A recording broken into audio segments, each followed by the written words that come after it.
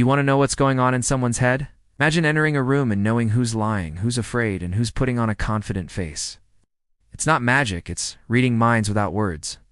Today you'll learn the exact psychological cues, the Buddhist view of perceiving people, and how to literally see the thoughts of others through body language and gestures. Are you ready to solve this secret? In today's world, it is important not only to speak correctly, but also to understand without words. Every day we are faced with lies, pretense, fear, hidden pain. But how to see all this? This video is not just about body language. It's about reading a person deeper than he understands himself, and to make it truly valuable. At the end, I will tell you an ancient Buddhist story that will forever change the way you look at communication.